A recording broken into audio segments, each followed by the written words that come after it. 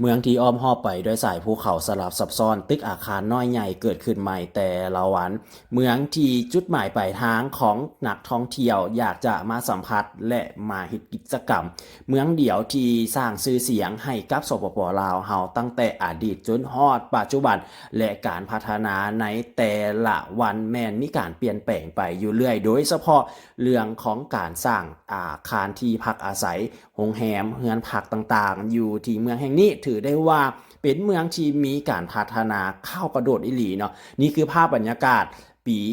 2025ของเมืองวังเวียงแขวงเวียงจันทน์จะเห็นได้ว่าตกมาปีนี้อาคารเกิดขึ้นใหม่หลายอาคารแล้วและที่สำคัญการเดินทางมาเมืองดังกล่าวแมนสร้างความอำนวยความสะดวกให้กับการเดินทางได้หลายรูปแบบเนาะบอกว่าเขาจะมาเฮ็ดกิจกรรมโดยเฉพาะบรรยากาศค่อยคำยามแรงประมาณนี้จะมีเพิ่นขึ้นสมตัวเมืองด้วยการขี่บอลลูนหรือขี่พารามอเตอร์สมตัวเมืองทั้งตอนเช้าและก็ตอนแรงเนาะเดี๋ยววิดีโอนี้จะพาทุกท่านมาเบิ่งบรรยากาศของตัวเมืองวังเวียงปี2025ก็คือเดือนธันวาก้าวเข้าสู่ปี2026ที่จะมาถึงนี้เนาะเพื่อเป็นรูปแบบแล้วก็พาทุกท่านมาอัปเดตการเปลี่ยนแปลงของตัวเมืองว่ามีสิ่งใดที่เกิดขึ้นใหม่และมีการเปลี่ยนแปลงเป็นแนวใดเนาะสิ่งที่เห็นได้ในปัจจุบันนี้เพิ่นมีโครงการเข้ามาปรับปรุงความสวยงามของตัวเมืองวังเวียงโดยเฉพาะมาฮอดปัจจุบันนี้ถือได้ว่าการซีเพิ่นได้มีการสร้างถนนใหม่เนาะก็คือการปูยางใหม่และสร้างฟุตบาทใหม่เนาะก็เห็นได้ว่าสร้างความสวยงามให้กับตัวเมืองวังเวียงขึ้นมาอีกขั้นหนึ่งเนาะในปัจจุบันนี้ตามหอมซอยของตัวเมืองเลยเนาะที่ข้าพเจ้าเห็นแมนเพิ่นได้มีความคืบหน้าไปได้ระยะหนึ่งแล้วเนาะในการปูยางใหม่แล้วก็สร้างฟุตบาทใหม่ตามหอมซอยก็เห็นได้ว่าจะสร้างเป็นทางยางเนาะสำหรับนักท่องเที่ยวที่เดินทางเข้ามานี่ก็คือภาพบรรยากาศปัจจุบันนี่นอกจากนี้เพิ่นก็ได้นำเอาต้นไม้เนาะมาปลูกใส่ก็เป็นการเพิ่มเนาะให้ตัวเมืองของวังเวียงนี่เป็นเส้นทางที่มีสีเขียวในอนาคตเนาะสิ่งอำนวยความสะดวกต่างๆตึกอาคารก็ถือได้ว่าเพิ่มขึ้นมาอีกขั้นหนึ่งโดยเฉพาะถ้าว่าทุกท่านได้เห็นภาพวิดีโอต้นคลิปเลยก็คือมุมสูงเนาะเขาก็จะเห็นได้ว่าจะมีอาคารที่เกิดขึ้นใหม่หลังจากที่ได้มีการเปิดประเทศเนาะในช่วงที่ผ่านมาที่เขาได้ฮู้กันแล้วเนาะมีการยุดสงักในระยะหนึ่งก็บ่ได้เฉพาะแต่ในสปป.ลาวก็ทั่วทุกมุมโลกเลยเนาะที่เกิดขึ้นในระยะที่ผ่านมานั้นในปัจจุบันนี้สิ่งที่เห็นได้ในตัวเมืองของวังเวียงก็เห็นได้ว่ามีนักท่องเที่ยวที่เป็นชาวต่างชาตินี่เข้ามาหลายเนาะบรรยากาศยามค่ำคืนก็จะเห็นว่าเพิ่นออกมาย่างหลอกเที่ยวในเขตต่างๆเนาะห้านอาหารบันเทิงต่างๆอาหารบันเทิงก็ถือว่าเกิดขึ้นใหม่ๆการให้บริการกิจกรรมของเมืองท่องเที่ยวนี่เนาะที่เห็นได้แล้วก็เห็นได้ว่านักท่องเที่ยวที่เข้ามาเฮ็ดกิจกรรมต่างๆก็คือจะเป็นการเที่ยวชมเอื้อนว่าไปผาต่างๆเนาะเพื่อชมภาพบรรยากาศยามตอนเช้าแล้วก็ขี่บอลลูนขี่เอื้อนว่าให้ชมตัวเมืองเนาะทุกท่านอันนี้จะเป็นทางด้านนี้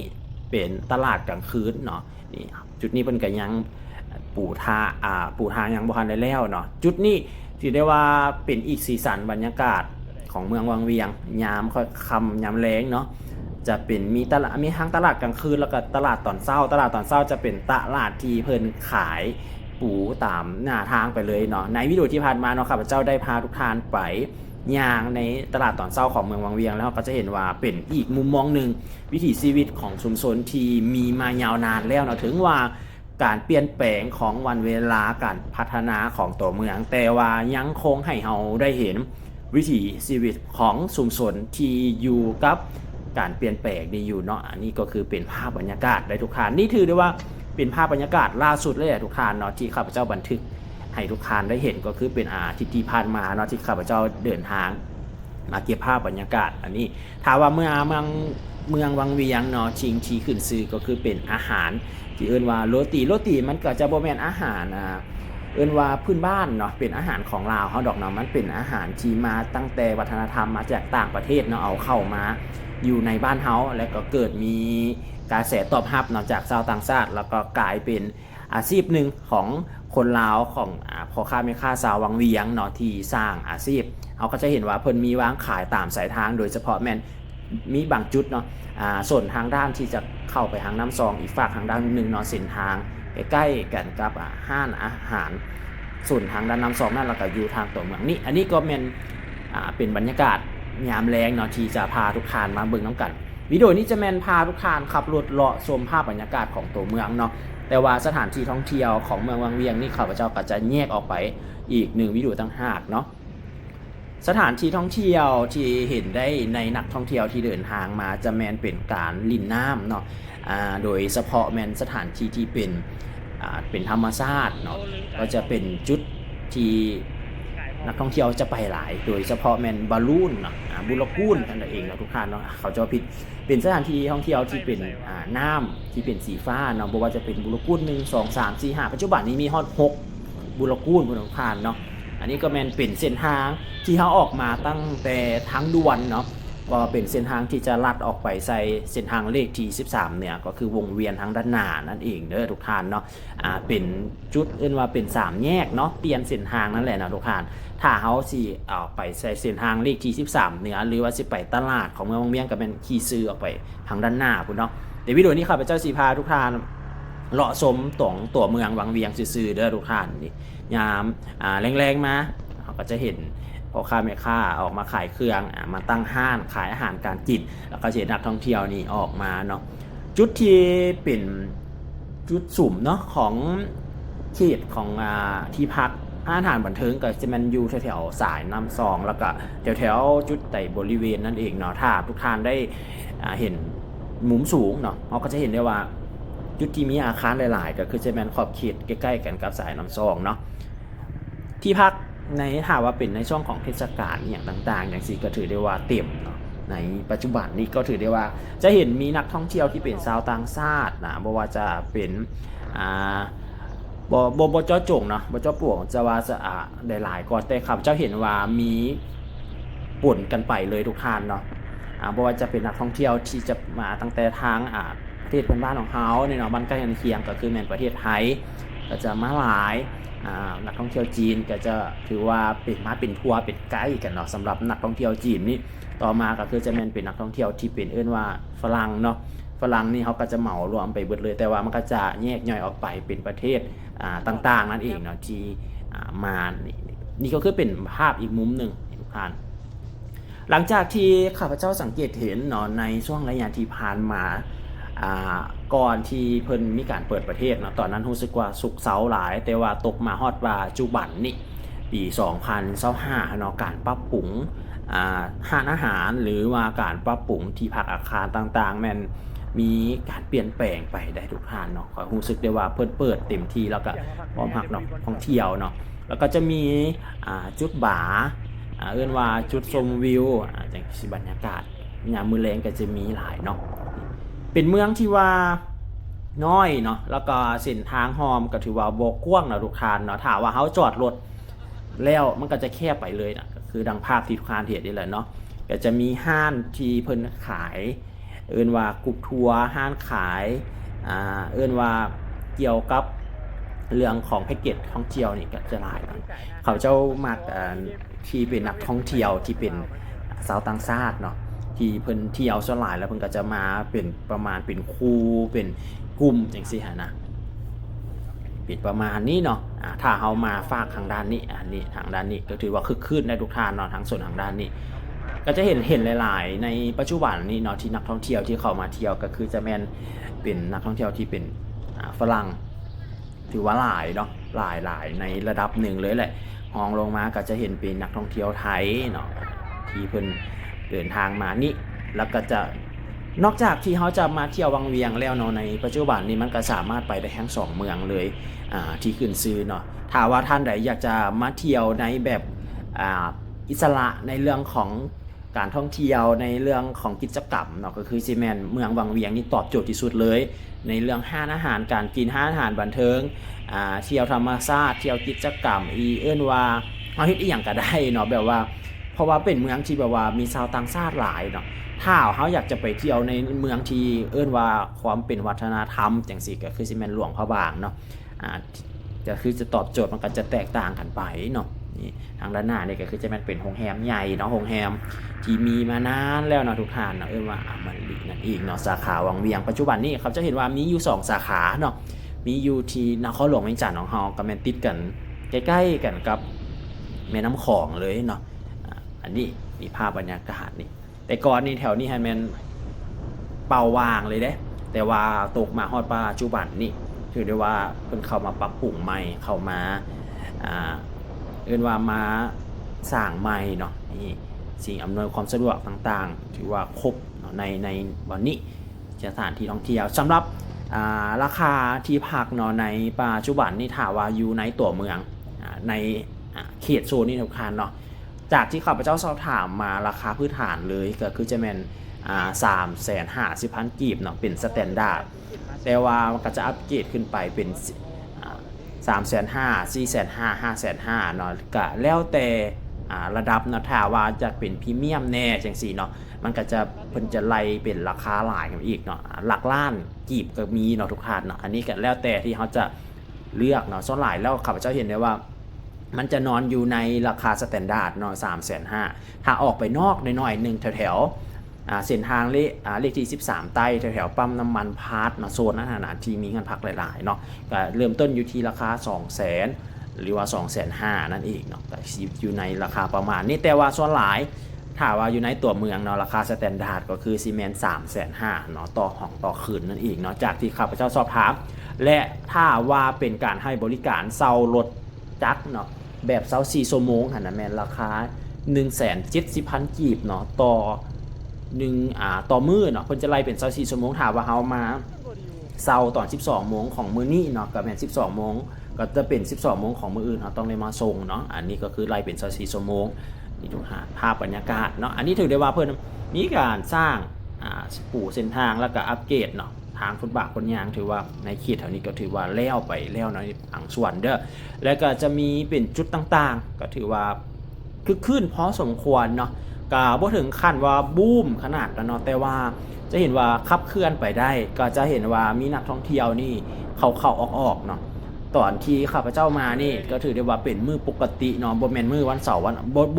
บ่ถึกเทศกาลแล้วก็บ่ถึกวันเสาร์วันอาทิตย์เนาะเป็นมื้อที่ข้าพเจ้าเดินทางมาถึงมื้อวันมื้อวันอังคารกับมื้อวันพุธเนาะก็เห็นบรรยากาศประมาณนี้ห้านเซารถต่างๆที่มักก็คือแบบว่ารถเนาะแต่ก่อนข้าพเจ้าจะเห็นว่าฟุตบาทมันต่ำแล้วเส้นทางก็ถือว่าเป็นขุมแน่มีกี่ฝุ่นแน่ในอดีตเนาะก็คือสิเป็นประมาณต้นปี2025 2024เนาะตอนนั้นเพิ่นยังบ่ทันได้มีการปรับปรุงเส้นทางอ้อมรอบตัวเมืองเทื่อเนาะเห็นได้ว่า